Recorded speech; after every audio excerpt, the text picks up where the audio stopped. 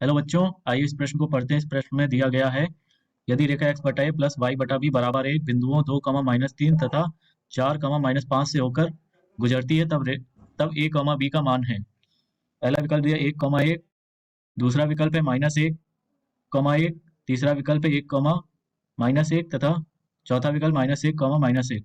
आइए इस प्रश्न की मुख्य अवधारणा को समझते हैं। मुख्य अवधारणा, हमें एक समीकरण दिया गया x बटा ए प्लस वाई बटा बी बराबर एक।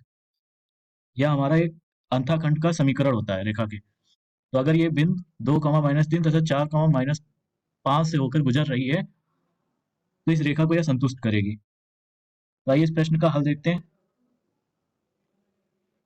हल, बिंदु 2, -3 लेने पर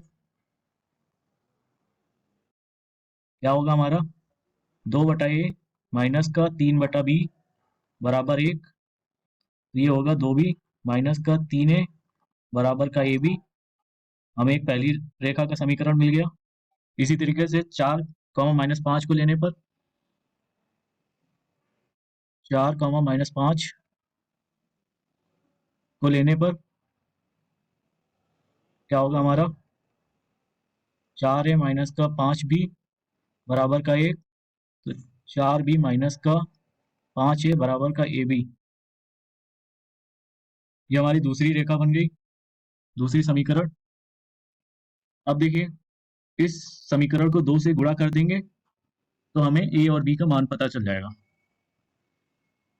देखिए क्या होगा, 4b माइनस का 6 बराबर का 2ab, और इस रेखा से घटा दीजिए। 4b माइनस का 5a बराबर A B. Minus minus plus minus, ये कट जाएगा तो क्या होगा हमारा, a बराबर ए बी।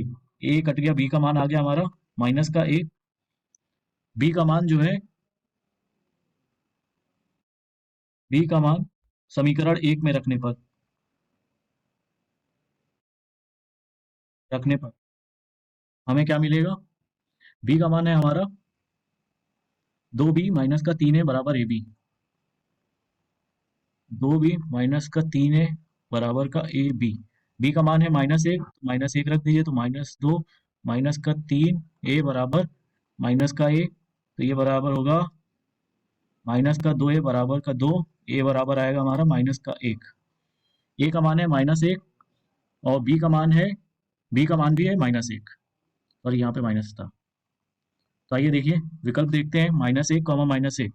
विकल्प डी सही है। आशा करता हूँ बच्चों आपको यह प्रश्न समझ में आया होगा। धन्यवाद।